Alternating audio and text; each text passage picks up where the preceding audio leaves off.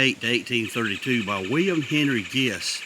1807 1874, he was a lawyer, planter, legislator, and a secessionist governor of South Carolina. Rose Hill was named for its landscaped rose garden. Its fan lights, carved doors, and spiral staircase are noteworthy. The porches were added in 1860, and in 1960, it became a state park.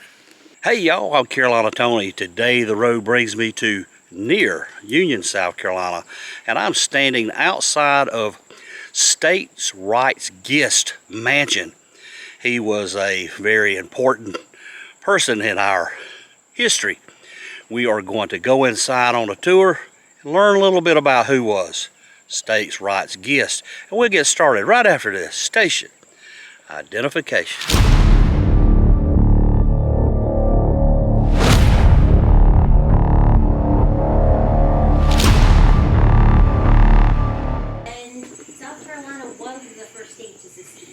So he got the nickname of the secession governor.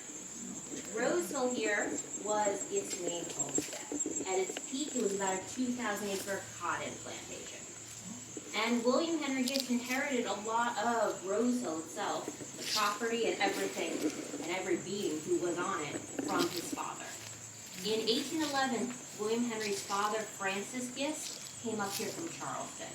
Francis was a merchant, and he wanted to become part of the wealthy white elite. To do that in the 1800s, you really need to be a plantation owner. Francis set up a plantation here, and then he died 8 years later in 1819. Most of his property from his estate went to his only known child, William Henry. At the age of 12, William Henry inherited over 1,000 acres of land, furniture, artwork, tools, and a 12-year-old Gist inherited 22 enslaved individuals. From that point on, it looks like Gist was raised by his uncle until he reached the age of adulthood. His uncle Nathaniel had a plantation nearby and likely managed any property Gist had acquired. Then, when William Henry Gist reached the age of adulthood, at some point he came back here and expanded Rose Hill to be the 2,000 acres it would become. Floor is an oilcloth. Not original to here, but they may have had an oilcloth in here for many, many years. They were very popular with wealthy people like the Gists, though not always on the floor. Sometimes they were on the table like a table covering. But oilcloth, very popular. You spill food, wine, you just wipe it up and there's no stain. They were very popular in the 1700s and all the way into the 1900s. Then in the 1950s, linoleum took them out of style, a cheap alternative. It's a large portion of it because This is the original color. grain type staples. And when they first started restoring it, they scraped it down Keep as well as so they could get pretty close to finish it as it looked originally. They have been used as William Henry Gist's bedroom at times. The bed and possibly the armoire, the wardrobe, are original. Now remember, while I say it may have been William Henry Gist's bedroom at times, there were renters in this house from about 1890 all the way through the late 1930s. So every room in this house probably had multiple purposes at different points. Now this may have been Gist's bedroom, and the bed in particular we believe is original because we've taken oral histories from people who grew up here or were born here or had relatives here as tenant farmers in the 1920s and 1930s.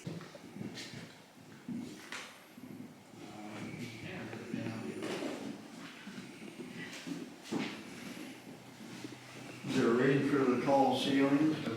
Across the way are the only two original structures still standing from the plantation period here. But there would have been many more back then. Possibly a loom house, a cold storage. We know there was a blacksmith. There probably was a barn, and with up to 178 people enslaved here at one time, multiple living quarters for those enslaved individuals.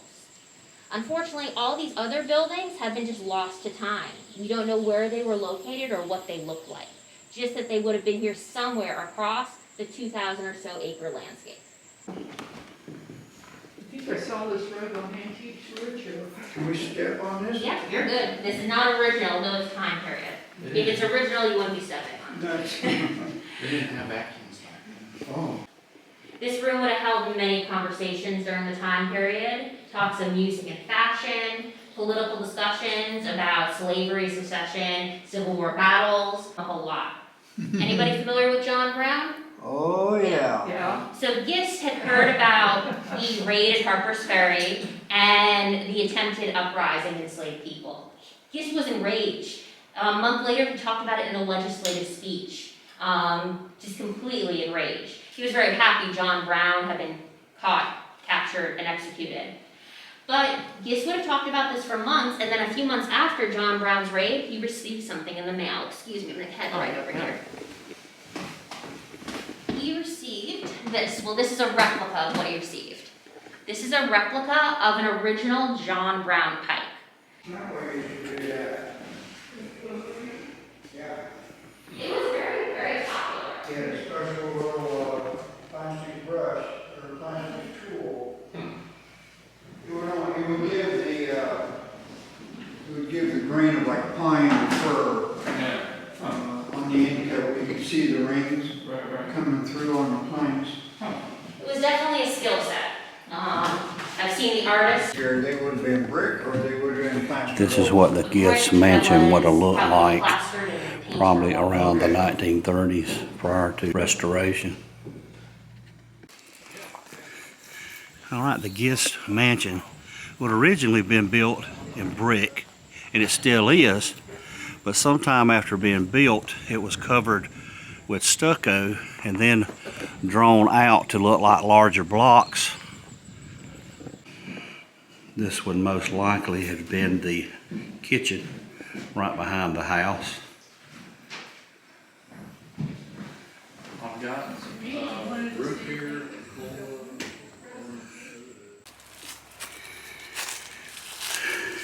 I have made my way down about a quarter mile from the Gist mansion. In this patch of woods, you notice these little red flags everywhere.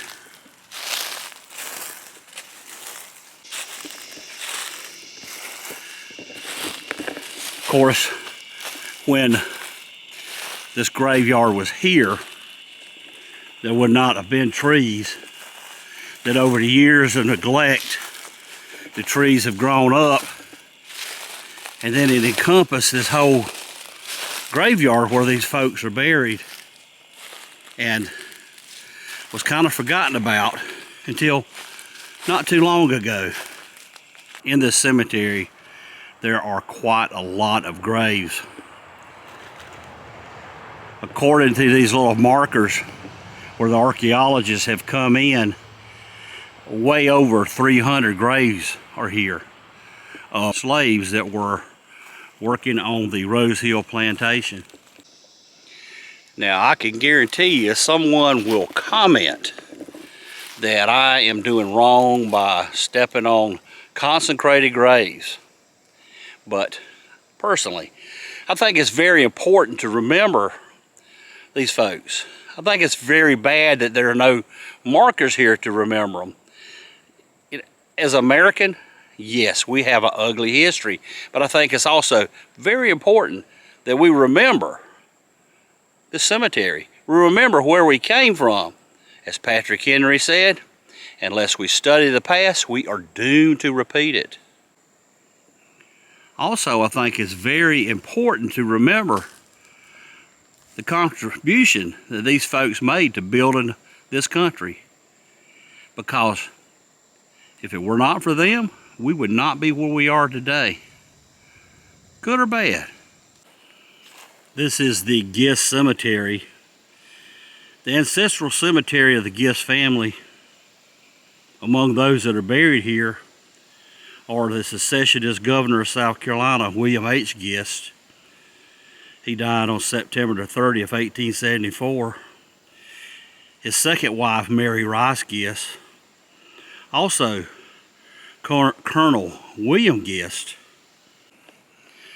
Unlike the slave cemetery that no one knows who's buried and exactly where they're buried at, the Gist family, really rich.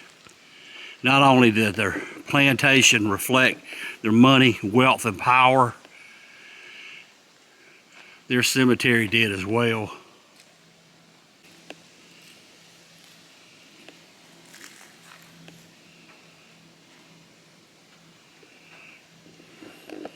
And this is kind of interesting. These graves are outside of a smaller wall. Don't really understand why these folks would have been in a little wall of their own.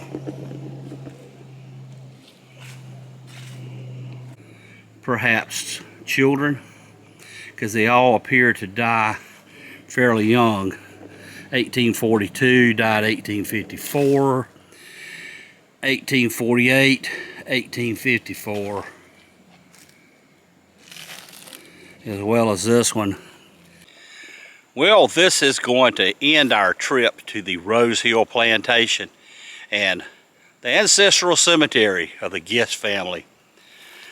Despite all the wealth and power, they were returned to the earth just as we all are. I hope you've enjoyed this video.